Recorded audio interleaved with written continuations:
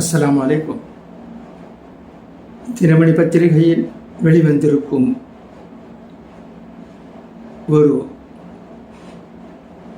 போர் செய்தி படிக்கிறேன், கேட்பீராக. காசா மீது இஸ்ரேல் இராணுவம் மீண்டும் தாக்குதல், 413 பாலஸ்தீனியர்கள் பலி. காசா மீது இஸ்ரேல் இராணுவம் மீண்டும் தாக்குதல் நடத்தியதில் 413 பாலஸ்தீனியர்கள் பரிதாபமாக பலியாகினர். போர் நிறுத்த ஒப்பந்தத்தை மீறி தெற்கு மற்றும் மத்திய காசா பகுதியில் உள்ள அல் மவாசி, அல் தரால், ராஃபா, கான் யூனிஸ் உள்ளிட்ட பகுதிகளில் இஸ்ரேல் படையினர் வான்வழி தாக்குதலில் ஈடுபட்டுள்ளனர். ரமதான் மாதத்தில் நடத்தப்பட்ட இந்த தாக்குதலில் குழந்தைகள், பெண்கள் உள்பட 400க்கும் மேற்பட்டோர் பரிதாபமாக பலியாகினர். மேலும் இந்த கொடூர தாக்குதலில் 150க்கும் மேற்பட்டோர் காயமடைந்தனர். போர் நிறுத்த ஒப்பந்தத்தை மாற்றுவதற்கான இஸ்ரேலின் கோரிக்கைகளை ஹமாஸ் நிராகரித்ததை தொடர்ந்து பிரதமர் பெஞ்சமின் நெதன்யாகு இந்த தாக்குதல்களுக்கு உத்தரவிட்டார். இது தொடர்பாக இஸ்ரேலிய இராணுவ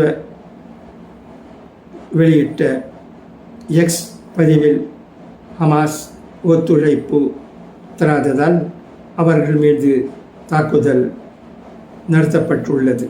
மேலும் காசாவில் உள்ள பள்ளிகளை மூடவும் உத்தரவிடப்பட்டுள்ளதாக தெரிவித்துள்ளது. ஹமாஸின் உயர்நிலை பாதுகாப்பு அதிகாரியான காசாவின் உள்துறை துணை அமைச்சரான முகமது அபு வஃபா இந்த தாக்குதலில் கொல்லப்பட்டதாக இஸ்ரேல் தெரிவித்துள்ளது.